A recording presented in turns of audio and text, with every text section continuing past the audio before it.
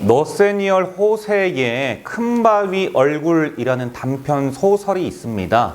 한 1800년 후반의 19세기 그때쯤 작성이 된 단편 소설인데요.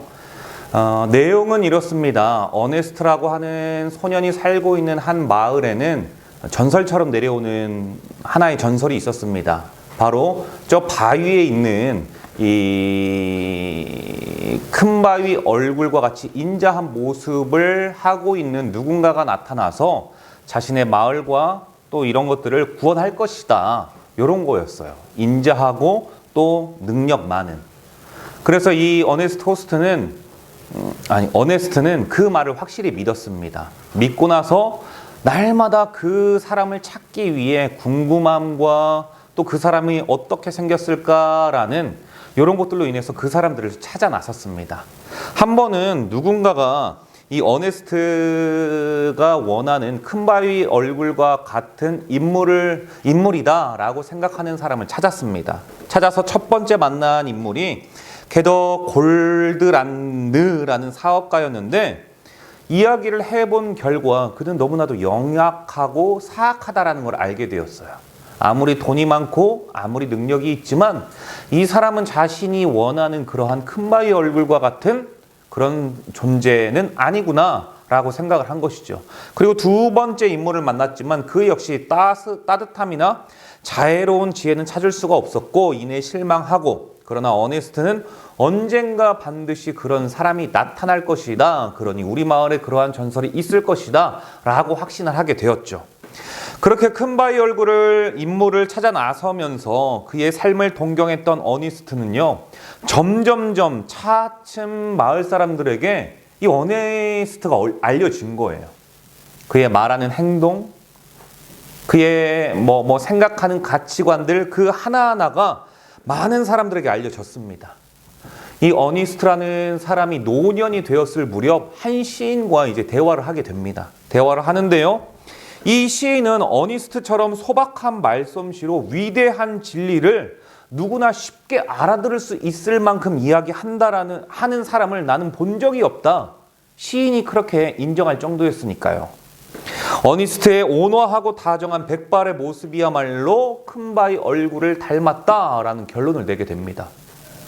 여러분, 결국 이 단편 소설이 이야기하는 게 무엇이냐? 사람은요, 자신이 무엇을 지향하고 무엇을 희망하며 그것을 향해 쫓을 때 결국 그 무엇인가를 닮아가게 되어 있다는 거예요. 오늘을 살아가는 성도의 희망은 그런 의미에서 무엇이 되어야 할 것인가? 우리가 지향하고 우리가 따라가야 될 것은 어떠한 것이어야 할 것인가? 참 많은 것을 생각하게 하는 짧은 단편 소설이었습니다. 여러분, 그런데 바라기는 성도가 하나님의 말씀이 여러분의 희망이 되고 소망이 되어 예수 그리스도의 삶을 닮아가려 하는 그 말씀을 찾아 헤매는 성도가 되실 수 있기를 주님의 이름으로 축복합니다. 아멘. 여러분, 그게 성도의 삶이어야 돼요. 그런데 창세기 4장을 보면은요, 우리가 알 수 있는 인물이 존재하는데 누가 존재하느냐? 바로 창세기를 보면은요, 에녹이 2명이 등장하는 거 아십니까? 가인의 자손에 에녹이 있고요. 그리고 셋의 후손 야렛의 아들 에녹이 존재합니다. 그러니까 2명의 이 에녹이 존재를 하는데요. 둘은 이름은 동일했지만 삶의 결과는 너무나도 달랐습니다. 한 사람의 삶은요, 악을 선택하는 삶이었고 한 사람은요, 선을 선택하는 삶이었습니다. 가인의 아들 에녹은요, 누구였느냐? 첫 살인자였어요. 가인은요. 그래서 그의 아들인 에녹은 어떤 삶을 보고 자랐을까요? 부모가 한 모든 것을 보고 자랐어요. 그것을 소망하고 희망하지 않았던지 간에 그거와 관련 없이. 여러분, 내가 비를 맞고 싶지 않다라고 해서 여러분, 내가 비를 맞지 않는 게 아닙니다. 내 손에 우산이 없다면 내가 맞기 싫어도 어쩔 수 없이 맞는 게 비일 수밖에 없어요. 반대로 내가 아버지의 삶을, 우리 가정의 삶을 따라가지 않겠다 결단하고 다짐한다라고 해도 내가 그것을 바라보고 내가 그것을 그 환경 가운데서 자라났다면 거즘 10중 8구는 그 삶을 살아갈 수밖에 없습니다. 여러분, 어떤 정말 뛰어난 사업가가 나는 이전과 다른 호텔을 경영할 거야 라고 해서 그는요 자신이 생각하는 호텔을 막 만들었어요. 최고의 것을 준비하고 최고의 시스템을 준비했어요. 그리고 이제 광고를 했죠. 오픈날이 되었습니다. 한두 번 왔다 갔던 사람들의 소문 때문에 그런지 다시는 그 호텔에 오지 않아요. 예를 들어서 말씀을 드리는 거예요. 알고 봤더니 그 호텔은요 옆에 삼성급 호텔보다도 못하는 거예요. 수준이. 왜? 내가 경험하지 못했으니까. 단 한 번도 3성, 4성, 5성급 호텔을 단 한 번도 경험하지 못하고 나는 최고의 호텔을 지을 거다. 그리고 최고의 시스템을 만들 거다. 여러분 이것만 가지고 있다라면 어떻게 되겠습니까? 무슨 말이냐면 그 삶을 경험하지 못하고는 어떤 것도 더 좋다, 그보다 더 나은 시스템이다, 이거 말할 수 없는 거거든요. 나는 내 부모와 같은 삶을 살아가지 않을 것이다. 그런데 그 삶을 경험을 했어요. 보고 자랐어요.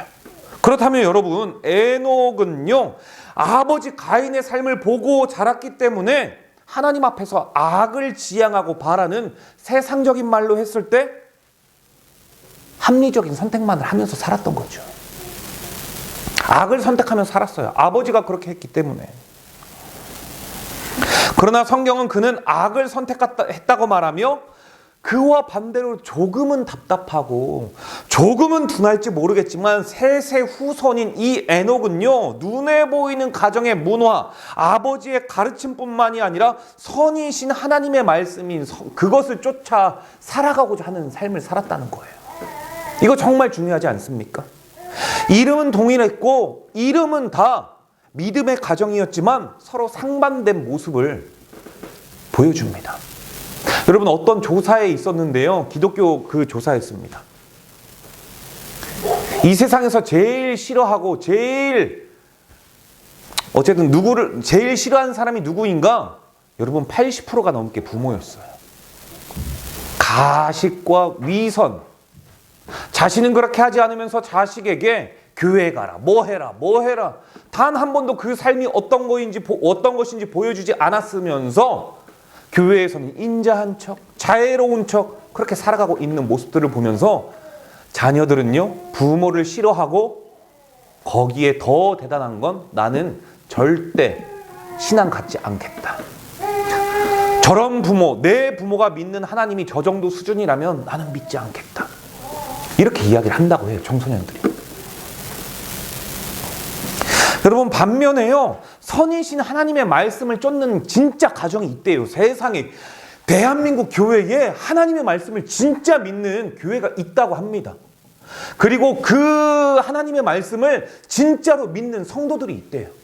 그리고 그 말씀대로 삶에서 그렇게 나타내고자 하는 믿음의 보은을 보이는 가정이 있다고 합니다.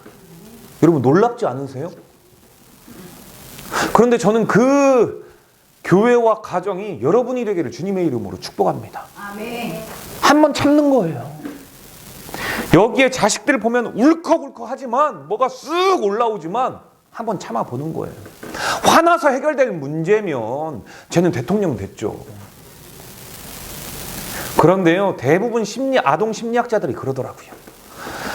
금방금방 화를 내는 부모의 특징은 그것이 바로 눈앞의 현상으로 나타나기 때문에 그렇게 한다. 그런데요 그렇게 살아가는 아이들의 대부분은요 이렇습니다. 머리가 조금 자라고 부모의 통제를 벗어났을 때 부모에게 함부로 한다. 그게 언젠가는 쌓여서 표출하게 된다.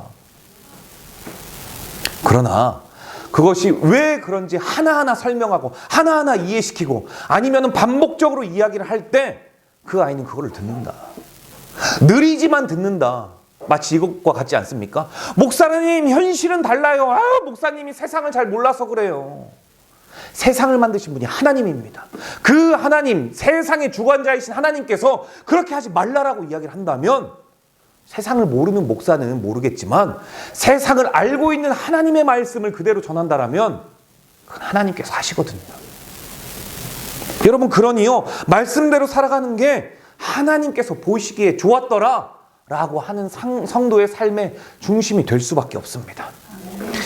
여러분 이처럼요 하나님께서 보시기에 좋았더라라고 하는 성도가 있고 하나님께서 보시기에 악이다라고 규정하는 성도가 있다는 것을요 동일한 에녹의 이름을 가진 인물 가운데에서 알 수가 있습니다.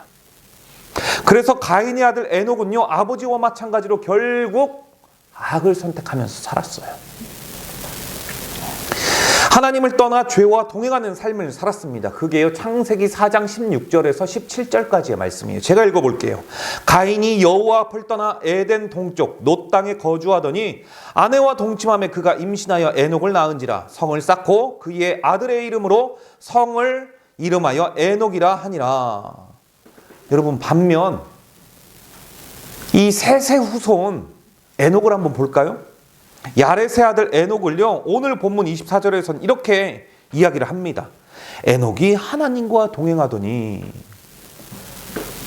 여러분 에녹은요 땅의 것, 즉 세상의 것이 완전하다라고 생각하지 않았던 인물이었던 것 같아요. 하나님과 동행했으니까. 이 동행했다 이것만 보고 우리가 유추할 수 있는 건 세상의 기준에 내가 흔들리지 않았다, 이거 이야기하는 거죠.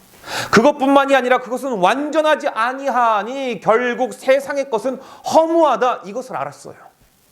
그러니 이웃을 배려할 수 있었고 생명을 사랑하는 자의 삶을 살아갈 수가 있었습니다. 그 내용이요 여러분 유다서에 있어요. 유다서 1장 14절에서 15절에 이렇게 말씀하고 있는데요. 아담의 7대 손 에녹이 사람들에 대하여도 예언하여 이르되 보라 주께서 그 수많은 거룩한 자와 함께 임하셨나니 이는 뭇 사람을 심판하사 모든 경건하지 않은 자가 경건하지 않게 행한 모든 경건하지 않은 일과 또 경건하지 않은 죄인들이 주를 거슬러 한 모든 완악한 말로 말미암아 그들을 정죄하려 하심이라 하였느니라. 무슨 뜻이냐면 이름은 동일했지만 한 사람은 하나님과 동행하지 않는 삶인 여러분 에덴의 동쪽, 그리고 다른 에녹은 수많은 거룩한 자와 동일한 이름을 가졌지만 삶이 달랐던 거예요. 여러분 에녹의 뜻을 이게 찾아보니까요 교수예요. 가르치는 자라는 뜻이 있습니다. 그 의미가 있어요. 사람은요 그래서요 부모로부터 스승으로부터 선배들로부터 가르침을 받고 자랍니다. 즉 무엇을 보고 무엇을 답습하며 보면서 자랐는지에 따라서 동일한 인물이라고 할지라도요 그 삶의 결과는 달라질 수 있다는 거예요. 쌍둥이지만 서로 다른 환경으로 여러분 입양되어서 다른 결과로 살아갔던 사람들 우리가 볼 수 있잖아요. 바라기는 선이신 하나님의 말씀을 우리 교회를 통해 제대로 가르침을 받아서 거룩하고 분별된 성도라는 인생이 여러분의 삶의 결과로 나타날 수 있기를 주님의 이름으로 축복합니다. 그렇다면 여기서 둘의 결과를 한번 살펴볼게요. 먼저 가인의 장자인 에녹의 삶인데요. 이 가인의 방향은 이 가인의 영향을 받은 가인의 후손들은요 하나님 말씀에 불순종하는 삶을 살았습니다. 여러분 불순종이 무슨 말이냐면 그러니까 내 뜻대로 살겠다는 거예요. 내가 기준이 되어서 내 소견에 옳은 대로 내가 보기엔 아닌 것 같은데 이 삶이에요. 그 삶대로 살아가겠다라는 결과가 그들의 후손입니다. 즉 말씀에 인도함 받는다라는 자체를 싫어한다라는 건데 성도 여러분 우리가 하나님의 말씀대로 인도받는 삶을 싫어하면 어떻게 될까요? 말이 필요 없어요. 자연스럽게 죄와 동행하게 됩니다. 내가 싫든 좋든지 간에 내가 하나님의 말씀으로 가르침받고 그대로 인도되기를 거부한다면 나는 싫더라도 죄와 동행할 수밖에 없어요. 이건 어쩔 수 없습니다. 선의 기준이 하나님이니까. 여러분 창세기 4장을 보면 이들이 거주했던 땅이요 에덴 동편 놋 땅이래요. 이 놋 땅은 히브리어의 뜻으로요 유리하는 땅이에요. 방황하는 땅이고요. 방랑의 대표인 곳이 바로 이 놋입니다. 이들은요 일단 하나님께서 여러분 동쪽으로 인도할 때는 하나님의 뜻이 있는 겁니다. 그런데 하나님의 인도하는 동쪽이 아니라 내 나름대로 성경의 동쪽을 이야기할 때 하나님이 아닌 그냥 동쪽으로 갔다라고 할 때는 여러분 죄예요. 죄의 곳으로 간다라는 거예요. 일단 하나님의 인도함 없이 동쪽으로 갔는데 거기에 한 발짝 더 나아가 놋 땅이래요. 유리당하고 방황하고 방랑하는 그 땅이에요. 그 지명이 말해주듯이 가인의 후손들은요, 영원히 하나님과 단절된 상태에서 살아갔기 때문에 그들의 삶은요, 놋대로 된 거예요. 평생 목적을 잃어버리고 방향성을 잃어버리고 방랑하고 유리당하면서 그러한 목적 없는 삶을 살아갔죠. 그러니까 어떻습니까, 여러분? 결국요, 쓰러질 만한 아성을 쌓으면서 살았던 거예요. 단순히 이것이요, 여러분, 지리적인 것만 말하고 있는 것이 아니라 하나님과 영적인 상태가 어떤지도 보여주는 거예요. 하나님을 거부하니 당연히 하나님과 단절되고, 그러니 그 영이 피폐할 수밖에 없는 삶, 그 삶이요, 세상을 따라 세상에 만족하며 세상 것을 추구하는 놋과 같은 삶을 살아가는 가인의 후손들의 삶이었다는 거 아니겠습니까? 여러분, 중요한 것은요, 놋 땅에는 하나님의 임재가 없습니다. 아무리 달콤해 보여도, 아무리 향기가 좋은 향기가 난다 하는 세상이라 할지라도요, 그곳에는요, 하나님의 임재함이 없어요. 그렇다면 혹 여러분, 내가 예배는 드리고 있지만 내 삶에서 나는 하나님의 임재함을 느끼지 못하고 있지는 않는지 우리가 점검해 봐야 됩니다. 여러분, 우리가 이 임재를 느끼지 못한다면 나의 교제권을 한번 점검해 봐야 되고요, 내가 발을 내딛고 있는 지역을 점검해 봐야 돼요. 내가 관계 맺고 살아가는 땅이 유리당하고 방황하며 방랑하는 놋 땅은 아닌지 점검을 해봐야 된다는 거예요.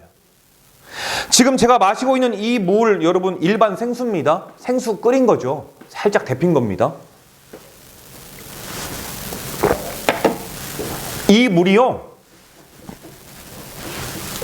우리 교회 초창기에 제가 여기 앞에 마트에서 이제 이렇게 6개 묶음으로 살 때는 따져보면은 이 500ml로 환산을 했을 때 싼 거는 한 350원, 한 500원 정도 합니다. 이 생수가요. 그냥 한 컵의 생수가. 그런데 이 생수가요, 여러분, 여기 앞에 편의점 가잖아요. 세상에 1,000원을 호가합니다. 그리고 이 생수가요, 놀이동산을 가잖아요. 2,000원, 3,000원을 호가해요. 더 대박인 건 뭔지 아십니까? 이 물이요, 비행기를 타잖아요. 세상에 5,000원이 돼요, 5,000원이. 생수라는 네임의 존재 자체는 바뀌지 않았지만 이 생수가 어느 환경에 있고 어디에 존재하느냐에 따라서 그 가격과 값어치가 달라져요. 저와 여러분은 성도입니다. 세상 가운데서 내가 하나님의 임재함을 느끼지 못하고 있다면 내가 혹시 마트나 아니면 편의점과 같은 아무에게나 하대받고 천대받고 있는 장소에 있는 것은 아닐까, 우리가 점검해 봐야 된다는 거예요.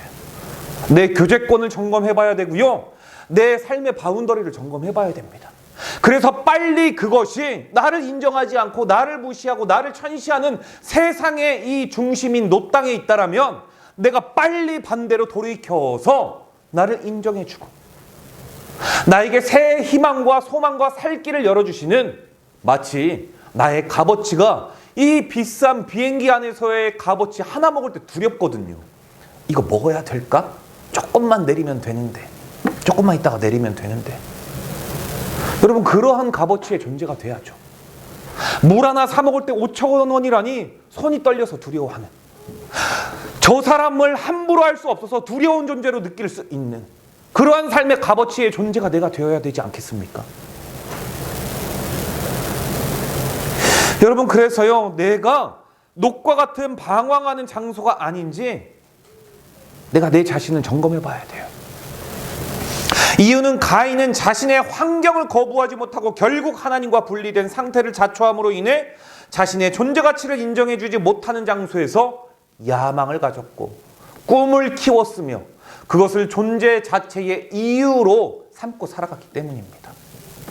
그러니 만약 여러분의 삶도 이렇다면 여러분의 가치와 여러분의 의미를 알아봐주는 환경으로 변화시킬 수 있는 결단하는 성도가 될 수 있기를 주님의 이름으로 축복합니다. 그런데 여러분 롯에게는요, 이러한 기회 조체가 없었어요. 이유는 죄 때문이죠. 죄와 동행하고 죄와 함께 벗삼아 살아가니 누가 하나님이 너를 사랑하시더라 이런 말을 누가 전해줬겠어요. 세상에 우리 주변에 눌려있는 사람들이 얼마나 많은지요. 밤에 돌아다닐 때 여러분 여수처럼 교회에 첨탑이 많은 지역도 없습니다. 복음화율이요 여러분 익산과 이 여수가 전국에서 1, 2위를 다퉈요. 실제로 우리가 나가서 아무 지역에나 딱 서 있어가지고요 여러분 보이지 않는 동서남북을 다 한번 바라보십시오. 1개 이상의 첨탑들은 다 있습니다. 그런데요 아이러니한 건 예수라는 이름을 들어보지 못한 사람들이 꽤 많다라는 거예요. 그렇다면 그들 주변에는요 대부분이 가인과 같은 사람이 존재한다라는 거예요. 그의 영혼을 가여워하고 그의 삶을 궁핍한 삶을 보면서 안쓰러워하는 긍휼의 마음을 가지고 있는 그리스도인이 마치 아합과 이세벨의 압제 가운데에서 이방신 가운데에서 머뭇머뭇하고 있다는 것이죠. 그때 엘리야가 이야기하지 않습니까? 너네가 어느 때까지 아합과 하나님 사이에 머뭇머뭇하겠느냐. 정확히 열왕기상 19장에서는 그렇게 기록을 하고 있어요. 내 안에는 하나님의 말씀으로 충만하고 주일만 되면 하나님의 은혜를 넘치게 받고 돌아가고 있는데 왜 삶에서는 그것이 머뭇머뭇대고 주저하게 되는지. 여러분 우리가 은혜 받았다 할 때 이 은혜가 저는 아무리 고민하고 아무리 여러분 생각해봐도 딱 하나인 것 같아요. 깨달았다. 내가 은혜 받았다라는 건 내가 이제까지 모르고 있었던 것, 내가 이제까지 당연하게 당연하게 여기고 살았다라는 것이 깨달아졌다라는 거 아니겠습니까? 그걸 은혜라고 이야기를 하잖아요. 그런데 행동하는 성도의 은혜는요, 깨달아진 것을 삶에 적용을 시킵니다. 이게 정말 다르지요.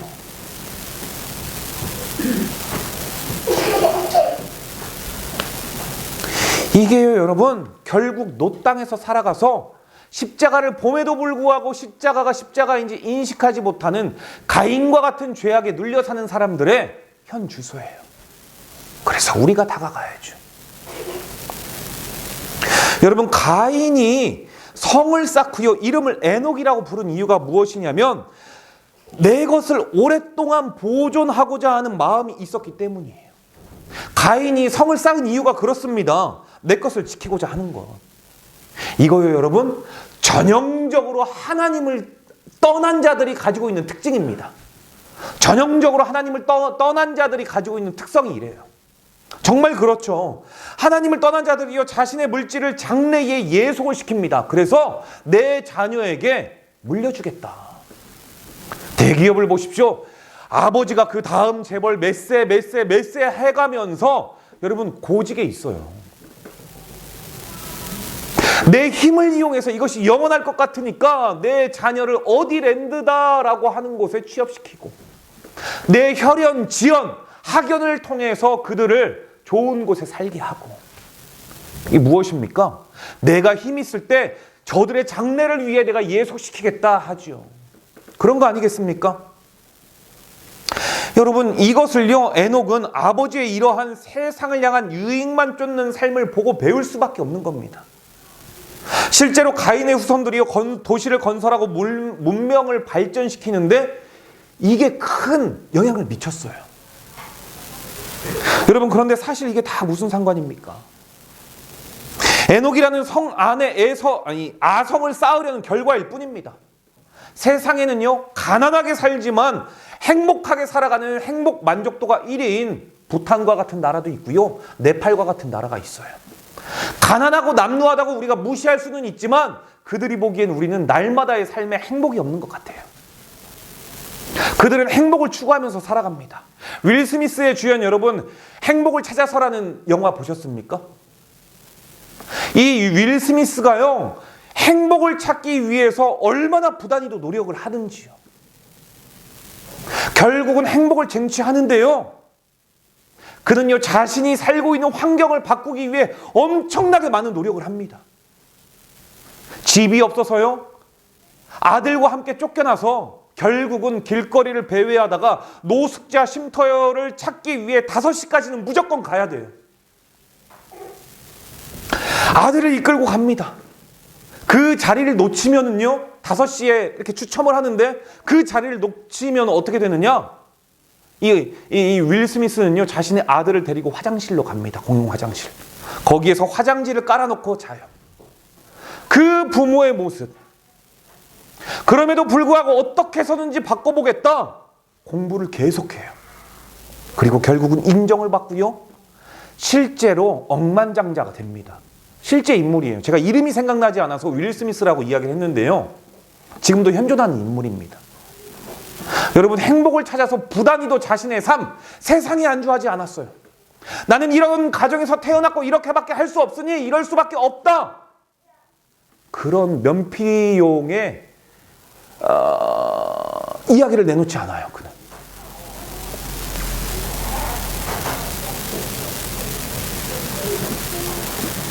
여러분, 무슨 말이냐? 우리가 세상의 것만 쫓아 살아간다면 사실 행복을 찾을 수가 없어요. 북한과 네팔과 같은 가난한 나라도 분명히 있잖아요. 그런데 우리는 이야기하죠. 목사님, 그래도 나라가 부강해야죠. 맞습니다. 부강해야 되는 건 맞죠. 그러나 여러분, 힘이 없으면 안 된다 말할 수 있겠지만 힘이 있으면 뭐 합니까? 삶이 자신의 힘을 지키기 위해 두려워하고 근심하고 초조해하면서 그 삶을 보고 있을 때 우리는 참 괴로운 게 보이는데, 최고의 권력의 자리에서 어떻게 하면 더 가질까 하다가 우리가 결국 구속된 것을 보게 되지 않았습니까? 이게 행복이라고 이야기할 수 있을까요? 어차피 내가 세상에서 받은 이 모든 것들은요, 하나님께서 우리 시대에 잠깐 우리에게 맡겨주신 거예요. 이걸 렌탈이라고 이야기를 하죠. 그렇다면 하나님께서는 언젠가 내가 이거를 내 다음 자녀에게 남기려고 부단히 노력한다고 해봤자 결국 하나님께서는요, 내 자녀가 아니라 다음 세대들에게 자연스럽게 물려주실 겁니다. 그런데 가인의 후손은요, 그러한 삶을 살았다는 거예요. 하나님께 집중하는 삶보다 세상의 가치를 추구하는 삶을 살았다는 것이죠. 그 결과 가인의 후손들은 죄를 선택하는 삶을 살았고, 그렇게 죄와 동행하다가 결국 노아 시대 때 홍수의 심판을 받습니다. 오늘날에도 홍수의 심판은 존재합니다. 모양과 이름은 다를 수 있을지 모르지만 결과는 동일해요. 사망. 여러분, 둘째 셋의 후손 야렛의 아들 에녹의 삶을 한번 볼까요? 그 내용이요, 오늘 본문 21절이 아니라 18절부터 24절까지예요. 야렛은 162세에 에녹을 낳았고, 에녹을 낳은 후 800년을 지내며 자녀들을 낳았으며, 그는 962세를 살고 죽었더라. 에녹은 65세에 무드셀라를 낳았고, 무드셀라를 낳은 후 300년을 하나님과 동행하며 자녀들을 낳았으며, 그는 365세를 살았더라. 에녹이 하나님과 동행하더니 하나님이 그를 데려가심으로 세상에 있지 아니하였더라. 어때요, 여러분? 멋있지 않습니까? 이거 아름답지 않으세요? 저도 여러분도 이러한 삶 살아가고 싶지 않습니까? 동행하였더라, 동행하였더라. 누구와? 하나님과. 얼마나 멋집니까, 여러분? 누구든 하나님 앞에서 이러한 삶을 살아가고 싶은 성도가 다 되고 싶을 거예요. 그러나 여러분, 오늘 본문 이 18절에서 24절은요 결코 신앙의 낭만주의가 팽배했던 시대가 아니에요. 이쪽을 보면 하나님의 음성이 있고 이쪽을 보면 하나님이 지으신 세계를 보면서 하나님! 이랬던 낭만주의 시대가 아니라는 거예요. 이때가 어떤 시대라고요? 가인의 후손들이 패악을 저지르고 사라디인과 죄악이 난무하던 그 시대예요. 자기 옳은 대로의 소견의 삶을 살아가고자 했던 바로 그 시대입니다. 그럼에도 불구하고 셋의 후손인 에녹의 가치관은 주변 지인들과 현자들이 말하는 세상이 아니라 하나님과 동행하는 삶의 가치관을 두었다라는 사실을 믿으시길 바랍니다. 여러분, 이거 쉽지 않거든요. 그의 가치관은 늘 하나님을 기쁘게 하는 하나님 중심적인 성도의 삶을 우선순위에 두고 살았어요. 세상을 외면하면서까지 살아가진 않았겠죠. 어렵지만, 힘이 들지만, 실패할 수도 있지만, 형편이 되지 않아도, 환경과 상황이 주어지지 않는다 할지라도 내가 환경을 만들고 내가 상황을 지배하고 변화시키면서 늘 삶에서 하나님과 좋은 관계를 유지했다는 거예요. 늘 삶에서 결단합니다. 녹록하지 않지만 소망을 잃지 않고요. 어려울수록 희망의 용솟음 칩니다. 하나님은 그런 에녹의 삶을 어떻게 보셨을까요? 집중해서 보셨을 거예요. 그리고 그가 말하는 모든 삶의 행위의 입술의 언어들을 들으셨을 거예요. 그리고 그의 모든 삶을 보고 듣고 결과를 다 아시지요. 그렇게 에녹은요, 어려울수록 모든 문제를 문제의 근원이신 하나님과 풀려고 노력하니 그 결과 에녹은 어떻습니까? 죽음을 맛보지 않아요. 그대로 들려 올라갑니다. 여러분, 이게 은혜죠. 셋의 후손 에녹은 믿음의 대표자입니다. 여러분들이 인터넷 한 번만 쳐보십시오. 에녹 치면은요, 믿음이에요. 그냥 믿음이 나옵니다. 한마디로 에녹은요, 믿음의 대표주자예요. 오늘을 살아가는 우리들에게 많은 귀감을 주면서 동시에 도전의 신앙을 주지요. 신앙이란 어떤 것인지, 하나님과의 관계가 얼마나 중요한 것인지 우리에게 보여주고 있습니다. 성경은요, 그의 삶이 365세를 살았다 말하고 그 이후에 에녹의 아들 무드셀라는요 969세를 살고 죽었다라고 이야기를 해요. 천수죠, 천수. 천수를 누린 겁니다. 백수를 누린 게 아니라. 그런데 여러분, 얼마 전에 이순재 씨가, 이순재 선생님이라고 해야 될 것 같아요. 90세가 넘었으니까. 이순재 선생님께서 대상 타신 거 아시죠? 이분께서 한 10여 년 훨씬 지난 시점에 이 드라마에 주연을 했던 게 있습니다. 그대를 사랑합니다. 기억하십니까, 혹시? 여기에서 이제 치매를 앓고 있던 이 교회 장로님이세요. 그 분의 조남을 제가 잘 모르겠는데, 그분이요, 치매를 앓고 있었던 자신의 아내를 계속 똥기저귀 갈고 막 그러다 너무 힘드니까 목숨을 끝내기로 작정을 하고 문지방에 다 청테이프를 붙여서 거기에 연탄을 피고 자결을 하십니다. 너무 힘드니까 삶이. 그래도 그 삶이 오랫동안 사셨던 것 같아요. 동네에서 이제 이 장례를 치러주는데 동네 사람들이 그렇습니다. 그래도 호상이지. 그때 이순재 선생님이 이런 말을 합니다. 세상에 호상이 어딨냐고, 죽은 사람 앞에서. 여러분, 이게 무슨 뜻이냐면 이 무드셀라와 같은 거예요. 천수를 누렸든 이천수를 누렸든 결국 사람이 죽는다면 그거 아름다운 죽음 아니잖아요. 안타까운 죽음이잖아요. 결국 인생의 여정을 마무리한다라는데 365세면 어떻고, 그것보다 약 3배 많은 969세면 어떻습니까? 죽음은 늘 아까운 거죠. 늘 조금 더 살아가고 싶은 것이죠. 여러분, 저와 여러분은 오늘을 살아가는 우리들은요, 백수도 살아가는 것을 장담할 수 없습니다. 그렇다면 365세를 살았다는 것, 우리가 살아갈 수 있는 현실적인 문제로 365일로 환산을 해보자고요. 날마다의 삶에서 우리가 하나님과 동행한다는 게 얼마나 어려운지 알고 있습니다. 그런데 그 인생을 365년 동안 그랬다니. 아니, 정확히는 65세 이후 300년 동안 그렇게 살았다니. 왜 그렇게 살았을까요? 적어도요, 무드셀라 때문에 그래요.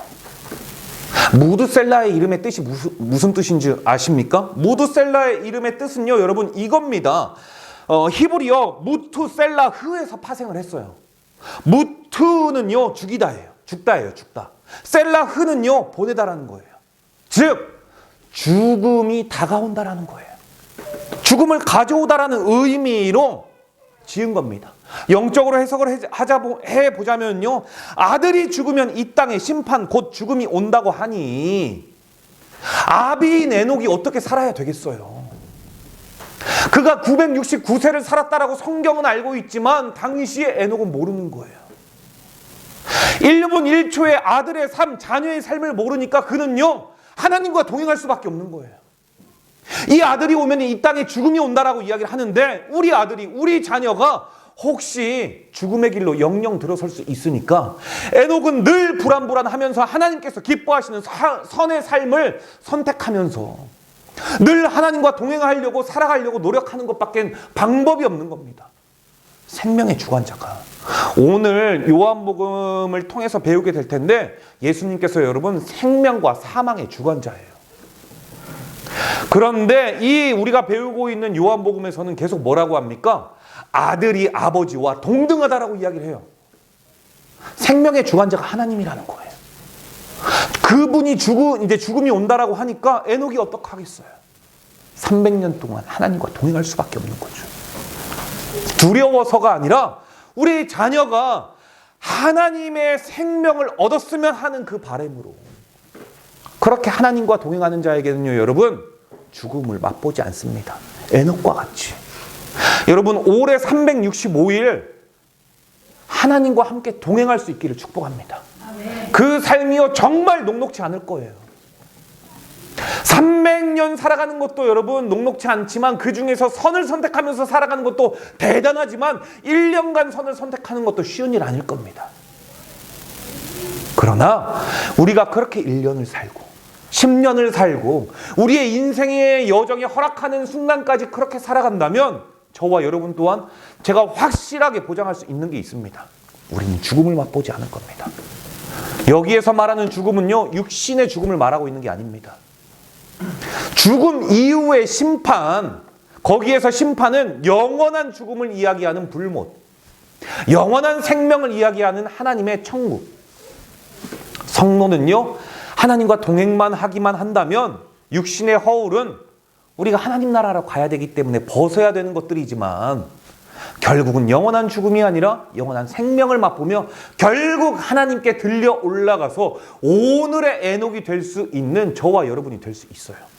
저는 그런 여러분이 되기를 주님의 이름으로 축복합니다. 그래서 늘 하나님의 뜻을 구하시고 그 구하신 뜻에 순종함으로 나아가시는 하나님의 기쁨이 되는 저와 여러분 될 수 있기를, 하나님과 동행하는 성도가 되시기를 주님의 이름으로 축복합니다. 기도하겠습니다.